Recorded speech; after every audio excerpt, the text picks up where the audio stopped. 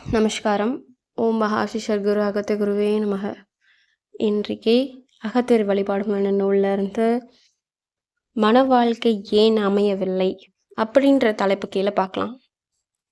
இது ஒவ்வொரு கேள்வியும் கஜராஜ சுவாமிகள் ஐயன் அகத்தியன்ட்ட கேட்டு ஐயனோட அறிவுரை தெளிவுரையை தான் நம்ம இங்கே பார்க்குறோம்.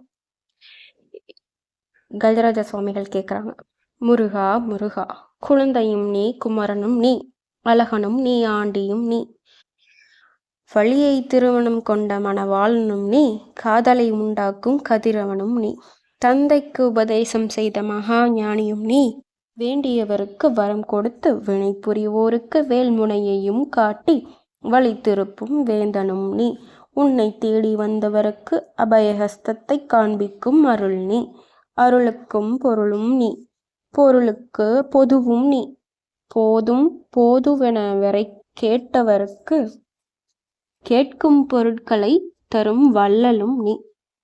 இப்படி வாழ்க்கையின் ஒவ்வொரு படிகளிலும் வேண்டியோருக்கு வேண்டிய பொருளையும் கொடுத்து வயதுக்கு தக்கவாறு அறிவுரைகளை தரும் அருள் தேவன் நீ.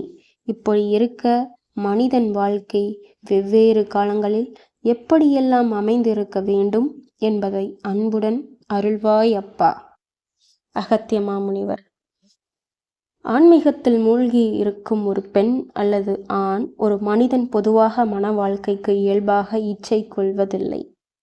அப்படி இருக்கும் ஒரு நபருக்கு வேறு சில சூழ்நிலைகளால் திருமணமாகிவிட்டால் அப்படிப்பட்ட திருமண வாழ்க்கை சுகமாக அமைவதில்லை. சாதாரண மக்கள் சிலருக்கு எவ்வளவு முயன்றாலும் திருமணம் ஆகாதது ஏன்?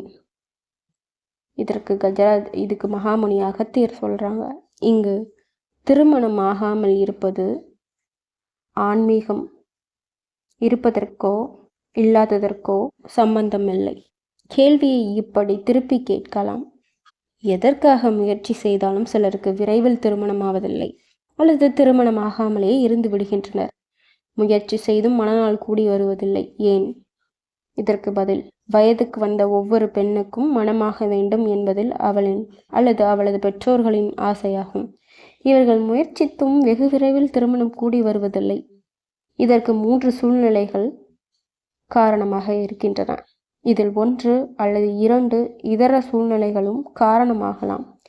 தாய், தந்தை அல்லது பெற்றோர்கள். பெண்ணுக்கு திருமணம் ஆகாதது பெற்றோர்களால் தடுக்கப்படுகின்றது. பெற்றோர்களுக்கு தன் மகளை மற்றோருக்கு கொடுக்க வேண்டுமென்றால் அத்தகைய குடும்பம் இப்படித்தான் இருக்க வேண்டும் என்று தளர விடாத ஒரு நிலைமையாக இருக்கும். மருமகன் ஆக வேண்டியவன் இப்படியெல்லாம் இருக்க வேண்டும், அவன் இந்த வேலையை தான் செய்து கொண்டு இருக்க வேண்டும், அவனுடைய குடும்பம், அந்தஸ்து இவையெல்லாம் இப்படித்தான் அமைந்திருக்க வேண்டும் என்று ஒரு விட்டு கொடுக்க முடியாத நிலைமை இருந்தால் அத்தகைய சூழ்நிலை கிடைப்பது அவ்வளவு சுலபமல்ல. விட்டு கொடுக்கும் மனப்பான்மை பெற்றோருக்கு இல்லாவிட்டால் மகளுக்கு திருமணமாவது தடுக்கப்படுகின்றது. திருமணமாகும் பெண் தனக்கு இப்படிப்பட்ட கணவன்தான் வேண்டும் என்று நினைத்தாலும் அதை விட்டு கொடுக்கும் மனப்பான்மை இல்லாவிட்டாலும் திருமணம் தள்ளி போகின்றது. கணவன் அழகிலும் அந்தஸ்திலும் படிப்பிலும் எப்படியெல்லாம் இருக்க வேண்டும் என்பதை முன்கூட்டியே உறுதி செய்து கொண்டால் அப்படிப்பட்ட பெண்ணுக்கு விரைவில் திருமணம் கூடி வருவதில்லை.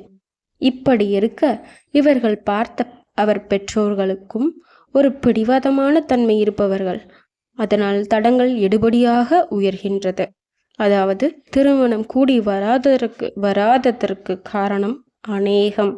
பெற்றோர்கள், பெண், ஆண் வீட்டினர் எப்போதும் ஒருவர் நினைத்தாற்போல் எல்லாவற்றிலும் ஒற்றுப்பான்மை கிடைப்பது அரிது. எங்கு விட்டு கொடுக்கும் சுபாவம் இருக்கின்றதோ, எங்கு பரந்த மனப்பான்மை இருக்கின்றதோ, எங்கு அன்பும் தாழ்ந்து போகும் குணமும் இருக்கின்றதோ அங்கு திருமணம் கூடி வரும் சந்தர்ப்பங்களும் அதிகம். வேறு சில நிலைமைகள் ஆதரவாக இருந்தாலும் கடைசி வரை திருமணமே ஆகாமல் இருப்பது ஏன்? இத்தகைய நிலைமை வெகுவாக காணப்படுவதில்லை. ஏனென்றால் எப்படியோ 3 முடிச்சு போட்டுவிட்டால் போதும் என்னும் நிலைமையை வந்துவிட்டால் எப்படியோ திருமணம் என்னும் நிகழ்ச்சி நடந்து முடிகின்றது. இப்படி இருக்க திருமணமே ஆகாது இருப்பது வெகு சிலர் மட்டுமே. இதற்கு காரணங்கள் பெற்றோர்கள் தங்கள் சுயநலத்துக்காக வளரும் பெண்ணை அல்லது ஆண் பிள்ளைகளை மணமாகும் சந்தர்ப்பங்கள் அமைந்து வந்தாலும் இவர்களே அதை மறைமுகமாக அழித்து விடுகின்றனர். 2வது, பெண்ணுக்கு தற்பெருமை அதிக அளவில் இருந்தால் மணமானால் இன்னொருவன் கை கீழ் வாழ முடியாது என்னும் ஒரு உறுதியான மனப்பான்மையை தன்னுள் அடக்கி வைத்து இருந்தால் அத்தகைய பெண் சந்தர்ப்பம் கிடைத்தாலும் மணமாக விரும்புவதில்லை. சில சமயம் ஏதோ ஒரு மனவியாதியால் இருப்பதால் மனம் செய்து கொள்வதற்கு ஒரு உள்ளூர பயம் கொண்டிருக்கும் பெண் சந்தர்ப்பம் கிடைத்தும் மனமாக விரும்புவதில்லை. தான் செய்த கர்மத்திற்கு அகப்பட்டு கொண்ட ஒரு பெண் அல்லது ஆண் விவரிக்க முடியாத ஒரு நிலைமையால் மனமே ஆகாது இருந்து விடுகின்றனர். மனமான பின்பும் அநேகமான மணமக்கள் இருவரும் பூரண சுகத்தை அனுபவிப்பதில்லை. அவ்வப்போது மன கஷ்டங்களை அனுபவித்து மன வாழ்க்கையில் வெறுப்பு வந்து வாழ்கின்றனர். ஏன்? திருமண வாழ்க்கையில் அமைதியும் சுகமும் காண வேண்டும் என்றால் எவ்வளவோ விஷயங்களில் ஒற்றுப்பான்மை இருக்க வேண்டும். ஆண் பெண் உறவு, இது உடல், மனம், புத்தி இப்படிப்பட்ட குறைகளிலும் ஒற்றுப்பான்மை இருந்தால் அவர் இருவர்களிலும் ஒரு அமைதி நிலைக்கும். அவள் அவனிடம் எதை எப்போது எவ்வளவு விரும்புகின்றாள், அதில் எந்த அளவுக்கு அதை அவள் பெறுகின்றாள் என்பது முக்கியம். வேண்டியதை விரும்பும் போது விரும்பிய அளவுக்கு உடனே கிடைத்தால் அதில் திருப்தி அடைகின்றாள். இந்த விரும்பிய பொருள் கிடைப்பதில் தாமதமானாலும் அதில் அளவு குறைந்தாலும் நிலைமையை புரிந்து கொண்டு நினைத்ததை அனுபவிக்கும் மனப்பான்மை கொண்டவள் வாழ்வில் அமைதி காண்கின்றாள். கிடைக்காவிட்டால் விட்டு கொடுக்கும் மனப்பான்மை, தியாக மனப்பான்மை கொண்டவள் என்றும் சுகமாக இருக்கின்றாள். வேண்டியது கிடைக்காவிட்டால் எந்த அளவுக்கு விட்டு கொடுக்க முடியும் என்பதை பொறுத்து ஆண் பெண் ஒற்றுமை, நிம்மதி, அன்பு, சந்தோஷம் இவைகளை அடையும் பாக்கியம் கொடுக்கப்பட்டு இருக்கின்றது.